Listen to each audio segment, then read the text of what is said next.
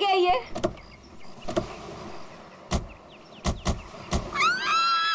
यहाँ मैं और आयशा रहेंगे। वाओ, थैंक्स करण। इतना तो मैं कर सकता हूँ ना तुम लोग के लिए। अब तुम्हें और आयशा को उस सड़े हॉस्टल में रहने की कोई जरूरत नहीं। बिल्कुल सही कहा करण। वैसे करण, मधु, मुझे लगता है ना कि जिस दिन तुम्हारी और मधु की शादी हो जाएगी ना, उस दिन तुम तो मधु को पूरा के पूरा मोहल्ला ही गिफ्ट में दे देने वाले हो।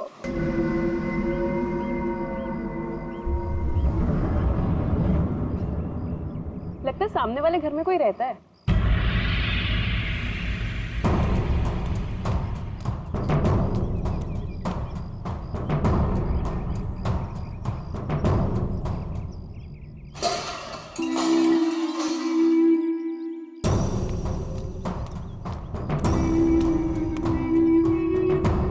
हाय, आई एम मधु। ये आयशा, हम आपके पड़ोसी हैं। हाय। और आप? मैं सामने के घर में रहता हूँ अपनी माँ के साथ। मेरा नाम विनय है और वो खाना अच्छा बनाती है। अब वो कौन? मेरी माँ खाना अच्छा बनाती है। तुम कौन हो? मैं करण हूँ, मधु का बॉयफ्रेंड। बॉयफ्रेंड गर्लफ्रेंड बॉयफ्रेंड गलत बात है। नहीं, मैंने कहा है बॉयफ्रेंड गर्लफ्रेंड गलत बात है। विनायक,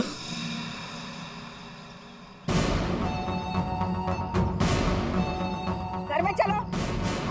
कितनी बार मना किया है कि अजनबियों से मत बात किया करो। आ रहा हूँ ना। देखो, वो मेरी माँ है, उनको नमस्ते करो। अरे नमस्ते करो उनको। इधर आओ। अंदर चलो। आ रहा हूँ। सुनो, 8 बजने से पहले घर के अंदर चले जाना, ठीक है? क्योंकि 8 बजने के बाद ना वो आ जाता है। वो कौन है? मरवा। लेकिन याद रखना, दरवाजे खोलना मत। हम भी नहीं खोलते, कोई नहीं खोलता। ध्यान रखना, दरवाजे मत खोलना, ठीक है? मैं जा रहा हूँ, बाय।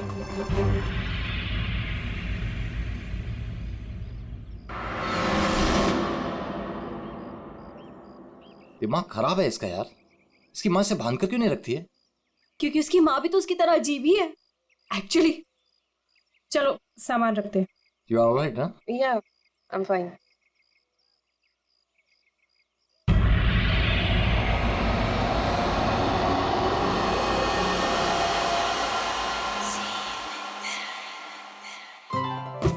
So beautiful.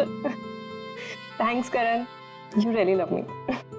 अच्छा गाइस, सुनो ना, हम ना यहाँ पर एक कल गेट टुगेदर पार्टी करते हैं। What say? हाँ, कुछ भी करो यार, ये घर तुम्हारा ही है। और ये रही घर की चाबियां।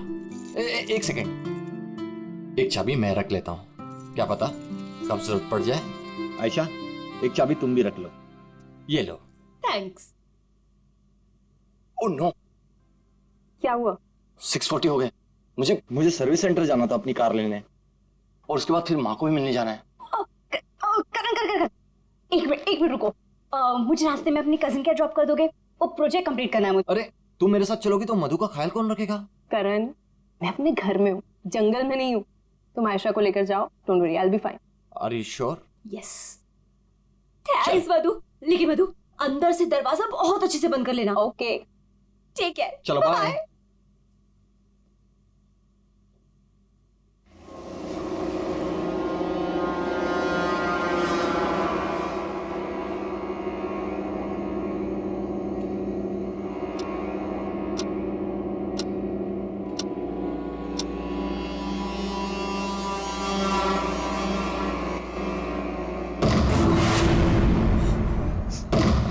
कौन है? कौन है वहाँ? दरवाजा खटखटाना बंद करो। डरती नहीं हूँ मैं।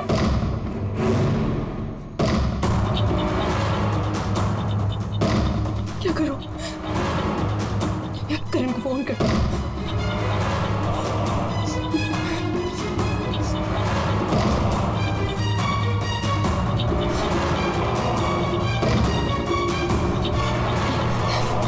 करण का फोन स्विच ऑफ जा रहा है।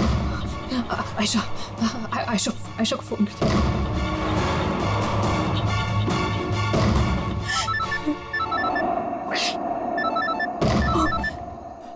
अब क्या करूं? अंधेरा करती हूँ।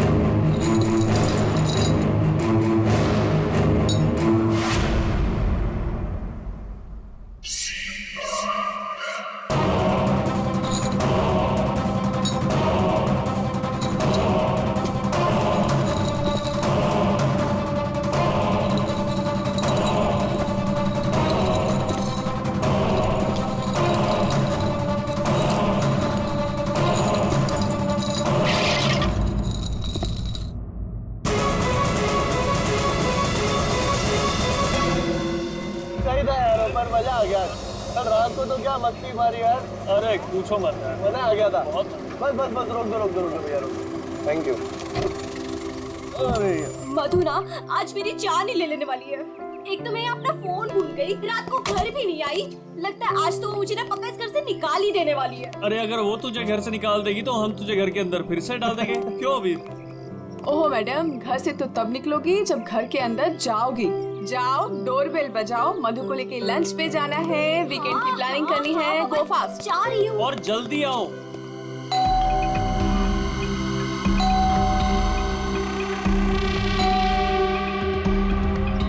लगता है ना मैडम अभी तक सो रही है, दरवाजा ही नहीं खोल रही है। आयशा, तेरे पास इस घर की एक्स्ट्रा चाबी है ना? हाँ है। तो उस चाबी का क्या अचार डालेगी? जब चाबी है तो गेट खोलना, डोरबेल क्यों बजा रही है? हाँ मैं भी ना खोल। पागल हूँ।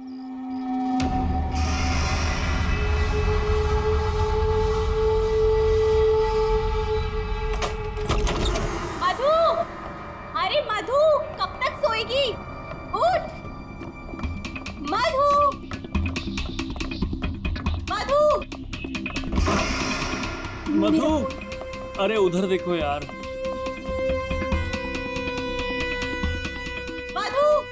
मधु बाथरूम में भी नहीं है। अरे वो तो बाहर भी नहीं है यार। यार ये मधु कहाँ चली गई है? मुझे बहुत टेंशन हो रही है। वो ठीक तो होगी ना? मधु, मधु, मधु, मधु।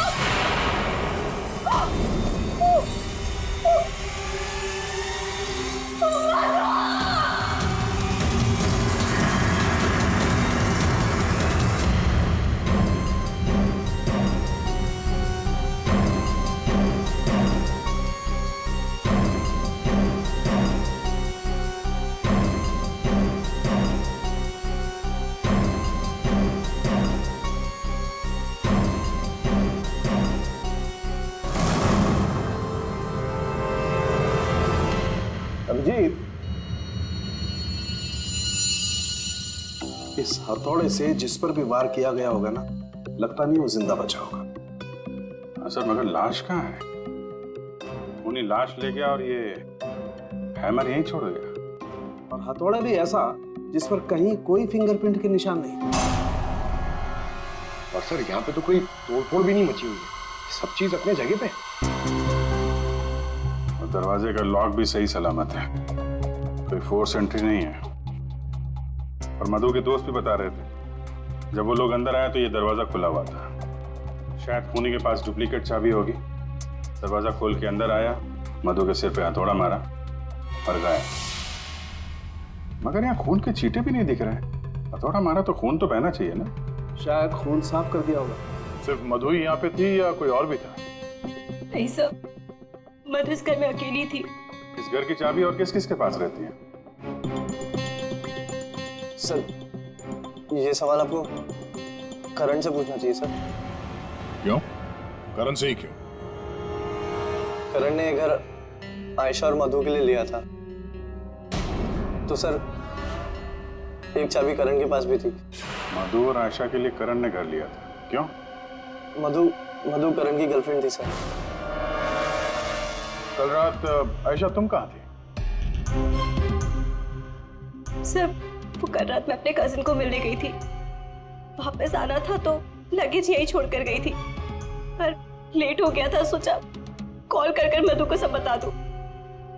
पर अपना फोन भी यही भूल गई थी सर। जरा इस करण का फोन नंबर देना।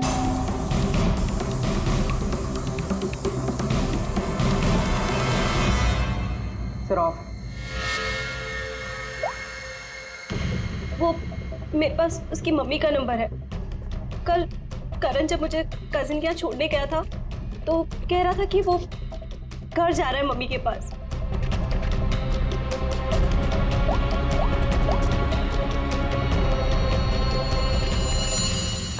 हेलो आंटी, करण है? कल रात को आया था क्या वो?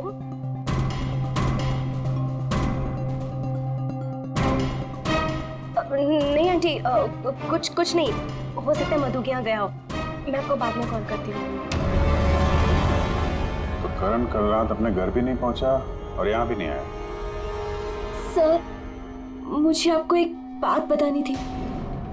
वो हमारे नेबर्स जो है ना, उन्होंने कहा था कि यहाँ पर एक हैमरमैन आता है रात को।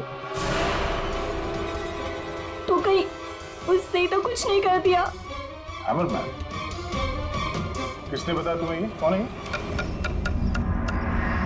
विनय बेटा, कोई आ रहा है? हाँ माँ, कोई याद हो रहा है।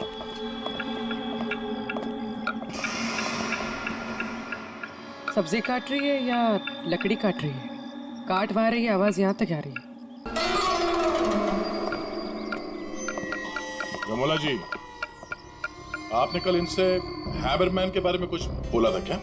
आप ऑफिसर है, उस घर में कुछ हुआ है क्या? जी हम लोग सीआईडी से हैं। उस घर में क्या हुआ ये बाद में बताएंगे। पहले आप लोग ये बताइए, हैमरमैन कौन है? क्या बता रखा है इन लोगों को आपने? नहीं है वो सच में। रोज शाम को आता है और हैमर से दरवाजे और खिड़कियों पे ठोकता है। आप देखिए ना, वो उधर निशान बने। कल भी आया था रात को 8:30 बजे।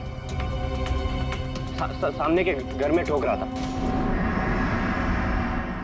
इसीलिए मैंने पूछा कि उस घर में कुछ हुआ है क्या? आपने हैमरमैन को देखा है? देखा है। आपने हैमरमैन का चेहरा देखा? हाँ देखा है। कैसे दिखता है वो?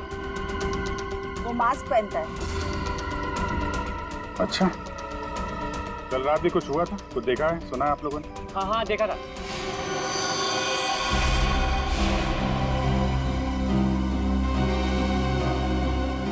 रमोला जी, अभी आंख दिखाने से कोई फायदा नहीं। बोलो, क्या देखा था तुमने? कल रात 8:30 बजे मैंने खिड़की से देखा कि बस फिर मैंने नहीं देखा। माँ ने खिड़की बंद कर दी। एक आदमी और एक औरत। वो आदमी तो करण हो सकता है। और सर वो औरत? करण की कोई साथी? दोनों अंदर गए, मधु का खून किया और लाश लेके पीछे के रास्ते से निकल गए। एक बार पीछे की तरफ देख लेते हैं। आप लोग यहीं पे रुकिए। पूर्वी, इनसे हैमरमैन का स्केच बनवाओ। पीछे के दरवाजे से वही घुसेगा जिसे अपने पड़ोसियों की नजरों से बचना होगा। तो नहीं होगा जो मधु को लेकर निकल गया।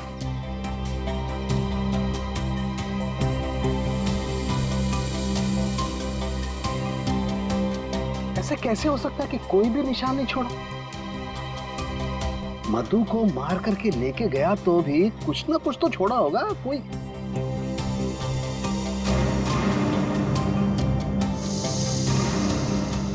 एक मिनट, ठीक है।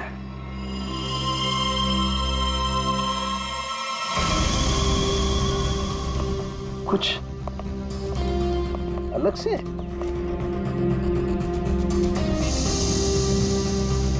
इतनी मिट्टी यहाँ पे?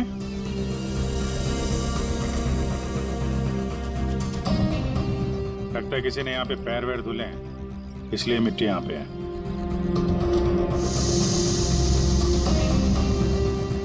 अभिजीत, ये मिट्टी में जो है ये बहुत खास है।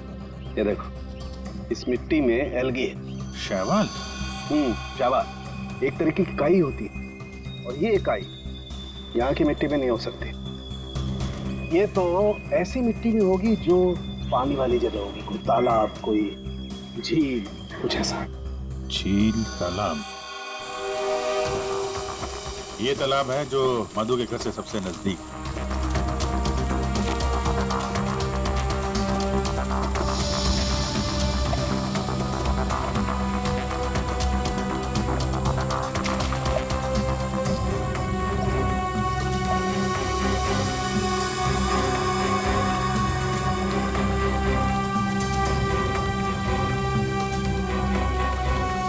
क्या अभिजीत, ये देखो, यही कीचड़ वाली मिट्टी उस मधु के घर में, इसमें भी वही एल्गी है, वही काई। तब तो ये मिट्टी अपने आप तो नहीं आई होगी ना, कोई ले गया होगा यहाँ से। अरे यार पंकज, जो आदमी इस तालाब से मधु के घर गया होगा उसके जूते के साथ चली गई मिट्टी। अब गया तो वही होगा जिसके पास मधु के घर की चाबी थी।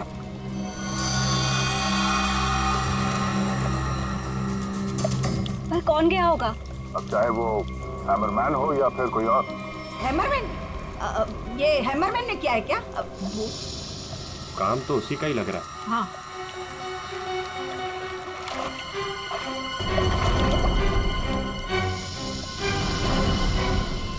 हाँ, वहाँ नीचे कुछ दिख रहा है।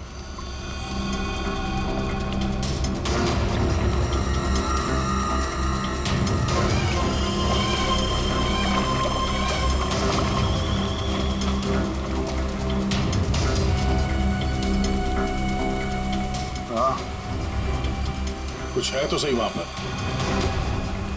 डाइवर्स को बुलाते हैं और क्रेन भी।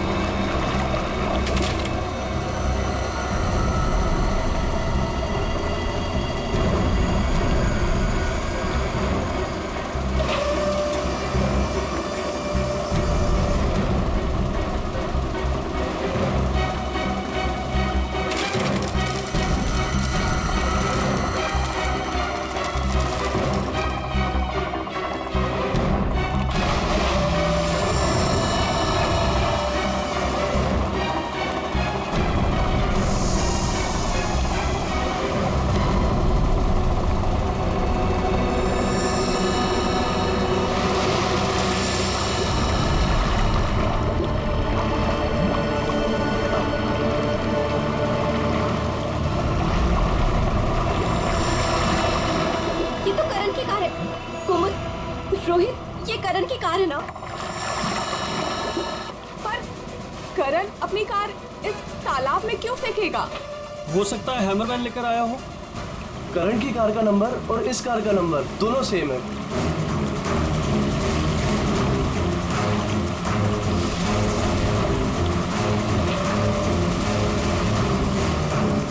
लेकिन ये कार यहाँ आई कैसे होगी? और जाहिर सी बात है, करण की कार अपने आप इस झील में तो नहीं गई होगी। और कल करण ने आयशा से कहा था ना, जब अपनी माँ के घर जा रहा है, तो अपनी माँ के घर तो नहीं गया, मधु के घर गया। मधु के घर की चाबी भी थी उसके पास। लगता है ये करण ही हैमरमैन हो। ये हैमरमैन के साथ मिलकर उसने मधु का फोन कर दिया, लाश इसमें डाल दी और कार पानी में फेंक दी। आप लोग यहीं पे रुकिए।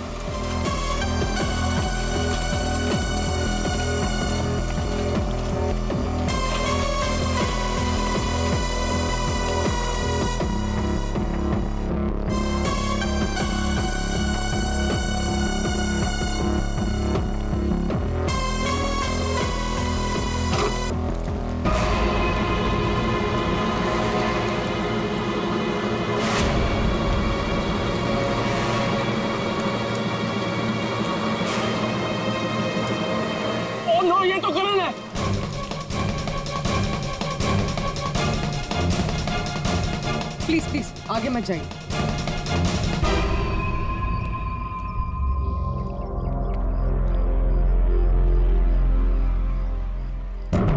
खोपड़ी बुरी तरह से टूट गई है, किसी भारी चीज से वार किया है।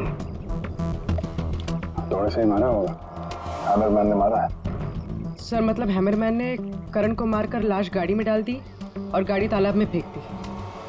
फेंका नहीं पूर्वी, इधर ढलान पे धक्का दिया और गाड़ी सीधा झील में। सर मगर अगर गाड़ी को धक्का मार के वहां तालाब में डाला है तो फिर ये नॉर्मल पतला दुबला आदमी नहीं होगा सर, ये हैमरमैन बहुत तगड़ा होगा सर, हट्टा कट्टा। या फिर 2 लोग होंगे। अब ये करण तो मिल गया, मधु को ढूंढना है।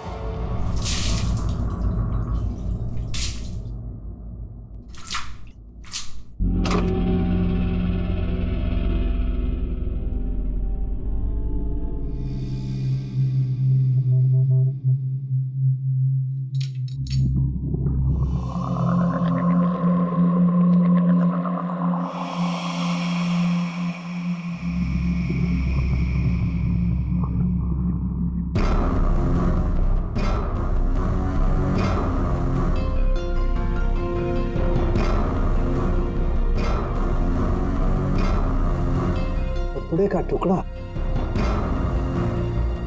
इस कपड़े के टुकड़े का रंग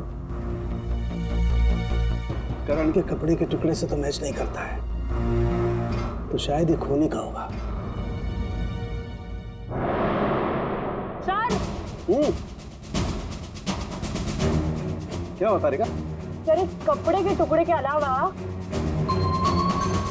और भी ऐसा कुछ है जो हमें बहुत कुछ बता सकता है।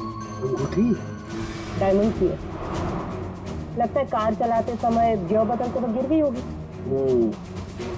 तो ये लड़की कार चला रही होगी तो तारिका कार चलाने वाला इस मिरर को भी जरूर एडजस्ट तो करता ही होगा ना, क्या बोलती? सही बात।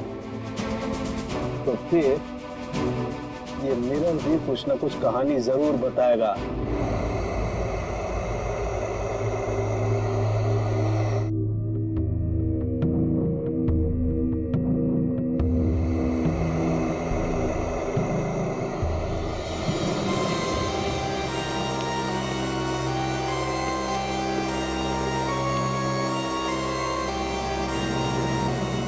शीशे के बाल सुखा रहे हैं क्या? पूरा शीशा सुखा रहा हूं। जब ये सूख जाएगा ना बहुत कुछ बोलेगा, लेकिन फिलहाल ये करण ने और अंगूठी ने जो बोला है वो सुन लीजिए। इस हथौड़े पर जो खून लगा है ना, बस ये करण के खून से मैच होता है। मधु के घर में करण की ही हत्या हुई। और सर ये हीरे की अंगूठी मिली हमें उस गाड़ी में से, ड्राइवर सीट के नीचे पैरों के पास। ये अंगूठी? ये तो मधु की है। हाँ सर, हमने मधु के घर से उसके कुछ फोटोग्राफ्स लिए थे, उसमें मधु ने यही अंगूठी पहन रखी। इसका मतलब वो कार झील तक मधु चला कर लाई और इसीलिए वहां मोटी कार में गिर गई। तो क्या करण का खून मधु ने किया? नहीं दिया, मुझे नहीं लगता। ये चक्कर कुछ और ही है। अगर ये अंगूठी मधु रेगुलरली पहना करती थी तो इतने आसानी से उंगलियों से निकलेगी ही नहीं ना, वो गिरेगी ही कैसे? वो तो जरूर वहां पर जानबूझकर डाली गई थी ताकि सारा शक मधु पर जाए और हम मधु के आसपास ही घूमते रहे। और सर मधु का भी अभी तक कुछ अता पता है नहीं। लो भाई, इस शीशे ने भी मुंह खोल दिया है। ये देखिए, इस पर बहुत सारी उंगलियों के निशान हैं। मधु यहाँ पर है नहीं, वरना उसकी उंगलियों से मैच करके देखो। कोई बात नहीं सर, जब मधु मिल जाएगी तो मैच कर लेंगे। काम करते हैं, 7 बजे से लेकर 9 बजे तक ये करण कहाँ कहाँ था इसके डिटेल्स निकालते हैं। अपने आप सब कुछ पता चल जाएगा। तो करण का सेलफोन डेटा जो हमें मिला उससे ये पता चलता है कि करण और आयशा 6:44 पर मधु के घर से निकले थे और उसके बाद 7:15 पर करण ने आयशा को ए ब्लॉक पालिन चौक ब्लू पार्क पे ड्रॉप किया था और वहां से करण को जाना था अपनी माँ के घर बराली। लेकिन वहां ना जाकर ये वापस मुड़ता है और मधु के घर की तरफ आता है। और उसी रास्ते में 5 किलोमीटर तक जाने के बाद सर करीब 7:30 बजे जेसी मार्केट फुलवाड़ी में वो रुकता है और यहाँ पे एक और नंबर आके उससे मिलता है सर। और ये नंबर करण के साथ करीबन 10 मिनट तक रहता है और उसके बाद वो नंबर गायब हो जाता है। और वहां से करण मधु के घर पहुंचता है 8 बजे और 8:40 पर उसका फोन बंद हो जाता है। दूसरा नंबर किसका है जो करण से जेसी मार्केट में मिला था? सर रोहित का। रोहित, तुम करण का खून होने से पहले उससे मिले थे पूरे 10 मिनट के लिए, क्यों? सर मैं अपने दोस्त की मौत से बहुत ज्यादा डरा हुआ था सर, और मुझे समझ में ही नहीं आ रहा था कि मैं कैसे रिएक्ट करूं, क्या बोलूं। वो तो अचानक से उस दिन मैं उसे जेसी मार्केट में मिला, मैंने सडनली उसे वहां देखा। अरे करण, हे रोहित, कैसा है यार? कैसा है मेरा भाई?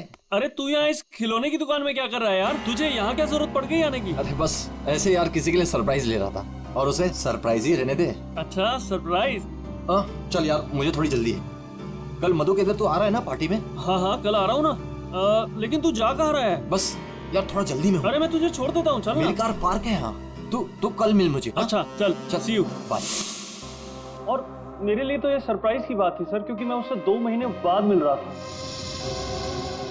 ठीक है, तुम जा सकते हो, लेकिन जब तक इस केस की तहकीकात पूरी नहीं होती तुम ये शहर छोड़कर कहीं नहीं जाओगे। जाओ।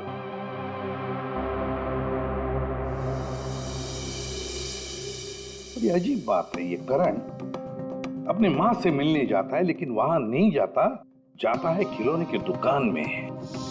क्यों? तो फिर क्या खरीदता है वहां पर? और किसके लिए?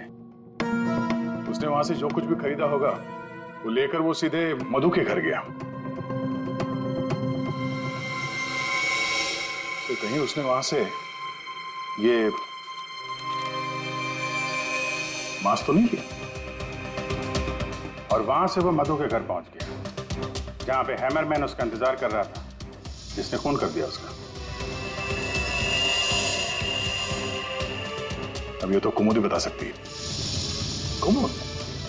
सर आखिरी बार करण की बातचीत फोन पर कुमुद से हुई थी और विनय ने भी बताया था सर कि उस रात हैमरमैन के आने से पहले घर के बाहर उसने गाड़ी के हेडलाइट पे 2 लोगों को देखा था सर, एक लड़का और एक लड़की। और उस लड़की के हाथ में कुछ ऐसा था जो चमक रहा था। सर कुमुद के हाथ में भी एक ब्रेसलेट है, वही चमक रहा होगा। ये कुमुद और करण होंगे घर के बाहर।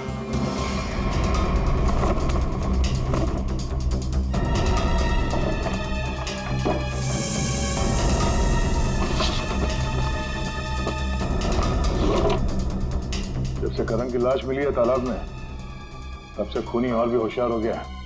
सर लगता है ये टीम बहुत छोटी है सर, कुमुद, मधु और ये हैमरमैन।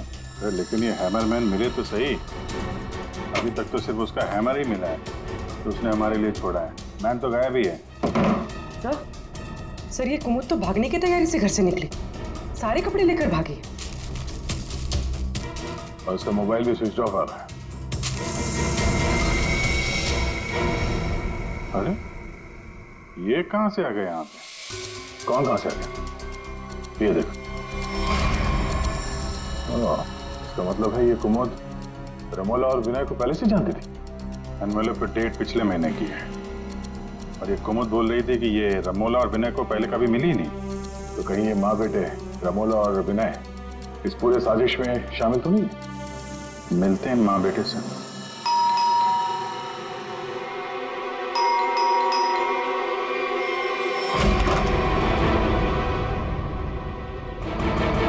पूरे पंकज घर की तलाशी लो, देखो कोई है क्या अंदर।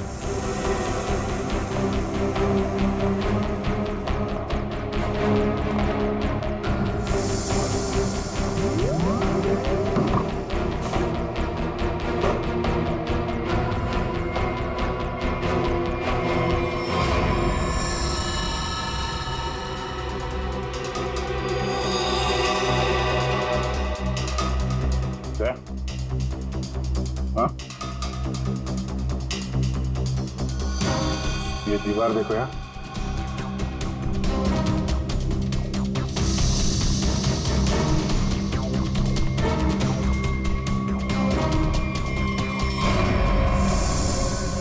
पेट अभी ताजा है?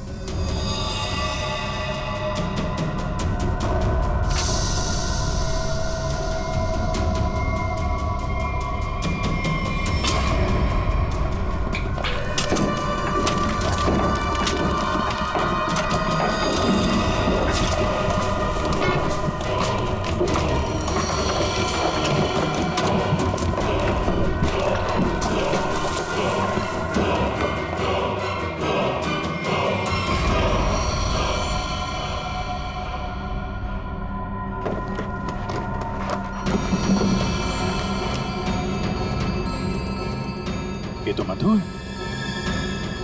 मार के गाड़ दिया दीवार के अंदर, इसीलिए हमें ये कहीं मिल नहीं रही थी।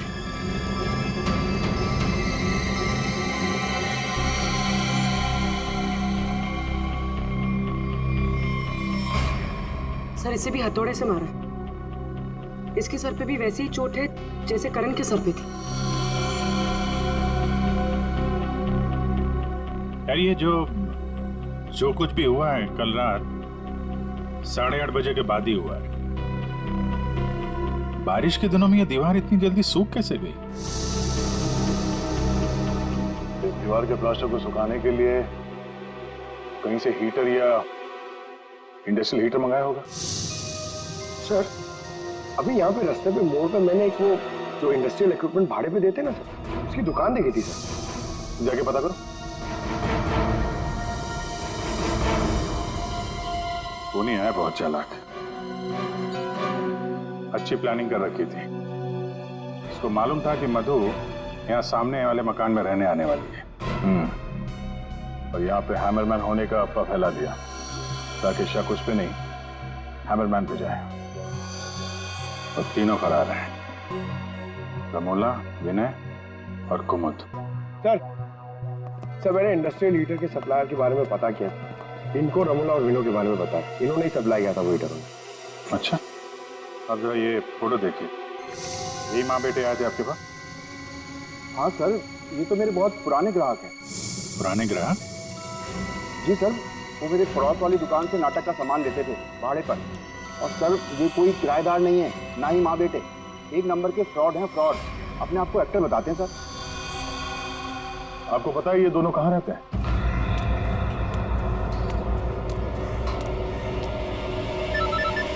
तो निकल, मैं मिलता हूँ। हाँ चल मिलते हैं। हेलो, मैं चंपा बोल रही हूँ, चाय पानी फिल्म से। हाँ जी बोलिए ना। आपकी एक्टिंग के इतने चर्चे सुने और आपका नंबर मुझे इतनी मुश्किल से मिला है। बस हमने डिसाइड कर लिया है, हम आपको अपनी अगली फिल्म में लॉन्च करेंगे। लॉन्च करेंगे मुझे? मतलब आखिर आपने मेरा टैलेंट पहचान ही लिया? हाँ, अब 1-2 दिन में शूटिंग शुरू हो जाएगी। बस एक प्रॉब्लम है, आपकी बड़ी बहन के कैरेक्टर के लिए कोई अच्छी एक्ट्रेस मिल नहीं रही। बस वो कंफर्म हो जाए तो हम शूटिंग शुरू कर देंगे। अच्छा बड़ी, अरे है ना, बड़ी बहन है। मैं आपकी प्रॉब्लम सॉल्व करता हूँ। अरे वाह, आपने तो मेरी टेंशन ही खत्म कर दी। आप अपनी गली के बाहर आ जाइए, मैं गली नंबर 7 पे खड़ी हूँ। अरे तेरी, अरे मौसी बाहर निकलो। क्या है? अरे बाहर निकलो। क्या हुआ? अरे अपनी किस्मत खुल गई, रोल मिला है अपने को। रोल? हाँ। कौन दे रहा है? कहाँ? अरे बाहर खड़े हैं ना गली के, तुम चलो मेरे साथ। चलो चलो चलो।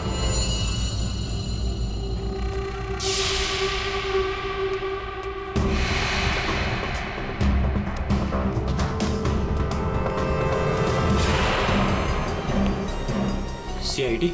हाँ CID। कहाँ जा रहा है?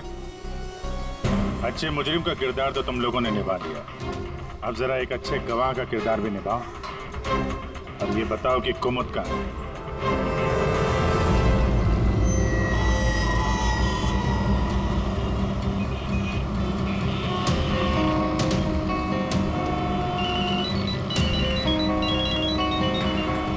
अरे तुम यहाँ हो, मैंने ध्यान ही नहीं दिया।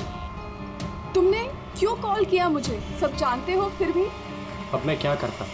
CID बुलाएगी तो क्या आना ही पड़ेगा। CID? तुमने मुझे CID के कहने पे यहाँ बुलाया?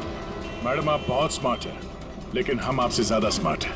सर आप मेरी बात सुनिए। नहीं, बात सुनेंगे आपकी, लेकिन ब्यूरो चल के सुनो। चलिए। कहाँ कहाँ भाग रही मैडम? पैदल ही जाएगी क्या सीआईडी ब्यूरो तक? गाड़ी लाए हम तुम्हारे। चल। और कितना इंतजार करना पड़ेगा? आखिर कोई बताता क्यों नहीं कि हुआ क्या है? जरूर बताएंगे आयशा जी, जरूर बताएंगे। लेकिन इससे पहले कि हम बताएं, तुम हमें बताओ कि हुआ क्या था। मैं? मतलब ये कि आप और मधु एक नए घर में शिफ्ट होती है, जहां पहले से ही कुछ गड़बड़ चल रही होती है। ऐसे में आप मधु को उस घर में छोड़कर अपने किसी कजिन के घर चली जाती हैं, और तो और अपना मोबाइल फोन भी वहां रख के जाती है, ताकि मधु तुमसे तो मदद न मांगे। अजीब है ना? सर, मधु मेरी बहन जैसी थी। उसके साथ कुछ गलत करने के बारे में मैं सोच भी नहीं सकती हूँ। अच्छा, बहन जैसी थी? बहन तो नहीं थी ना? हाँ? अबीर, इस पूरे इन्वेस्टिगेशन में किसी ने तुम पर एक बार भी शक नहीं किया, क्यों? जो भी पूछा उसके बारे में तुम्हें कुछ पता ही नहीं। और जब मधु का खून हुआ उससे ठीक पहले तुम्हारा मोबाइल फोन स्विच ऑफ। कोई तुम पर शक क्यों करेगा? सर आप मुझ पर गलत इल्जाम लगा रहे हैं सर। मैं तो आयशा और मधु से सिर्फ 4 दिन पहले मिला था। मैं ऐसा क्यों करूंगा सर?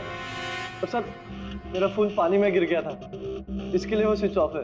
हाँ, पानी में गिर गया था, उसी झील के पानी में जहां से करण की डेड बॉडी मिली थी। सर ये सारा प्लान तो विनय और अमोला ने सेट किया था। पैसों की लालच में ये दोनों इतना गिर गए कि इन्होंने अपने हाथ खून से रंग दिए, मधु को दीवार में चुनवा दिया। और सर अभी भी यही आलाप राग रहे हैं कि हमने कुछ नहीं किया। सच में हमने कुछ नहीं किया है। ये लो, फिर वही राग। फंस गए थे हम। आपको हाँ कहते तो भी फंसते, और ना कहते तो भी फंसते। एक्टिंग करने हमें नहीं मालूम था इतना कुछ हो जाएगा। तो आप लोगों के हिसाब से मधु और करण का खून हम लोगों ने किया है? उन दोनों का खून तुम लोगों ने नहीं किया है, उन दोनों का खून किया है हैमरमैन ने। और वो हैमर हमारे पास है।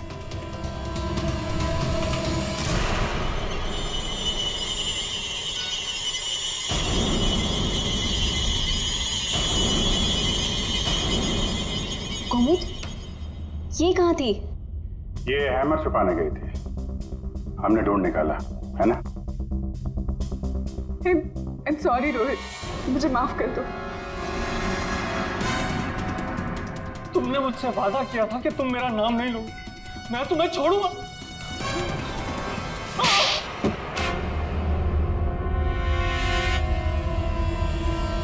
हाँ मैं हूँ हैमरमैन। क्यों मारा तुमने उन दोनों को? वो दोनों तो तुम्हारे दोस्त थे ना? कोई दोस्त नहीं, कोई प्यार नहीं, वो दोनों धोखेबाज थे। मधु 5 साल से मेरी गर्लफ्रेंड थी, और 5 मिनट में उसने मुझे लात मार दी उस करण के लिए। जानते हैं क्यों? क्योंकि उसके पास पैसा था, और उसी समय मैंने डिसाइड किया कि मैं उससे बदला लूंगा, उन दोनों से। तुमने इसका साथ क्यों दिया? मैं रोहित से बहुत प्यार करती हूँ, मुझे उसका साथ देना पड़ा। तैयारी तो तगड़ी कर रखी थी तुमने। 3 महीने से प्लान कर रहा था मैं, उन दोनों को एक दर्दनाक मौत मारने की।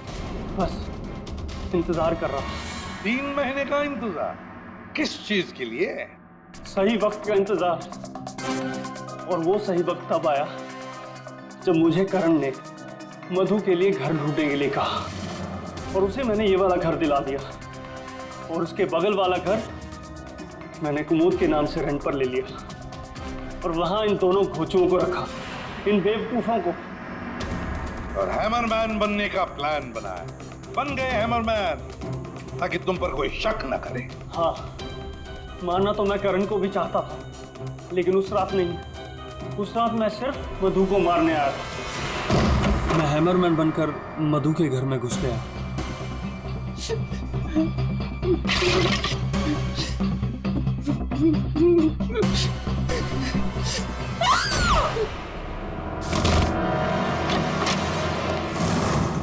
और मुझे इस बात का बिल्कुल भी अंदाजा नहीं था कि करण भी वहां पर आ जाएगा। वो मधु के साथ मजाक करने आया था, नकली हैमरमैन बनकर। उसने मास्क जब मैंने उसे मार दिया तब मुझे पता चला कि वो दरअसल करण ही था। मैंने कुमोद, रमोला और विनय की मदद से दोनों लाशों को ठिकाने लगा दिया। रोहित जी, ये हथौड़ा हमें ना भी मिलता ना तब भी तुम बच नहीं सकते थे, क्योंकि करण और मधु ने मरने के बाद भी हमें बताया कि खूनी तुम हो। रोहित, कुमुद, रमोला और विनय, तुम सबने मिलकर मधु और करण का खून किया है। अब जेल में बैठकर हैमरमैन की नई नई कहानियां सुनाते बैठना इन सबको, तब तक फांसी का ऑर्डर तो आ ही जाएगा।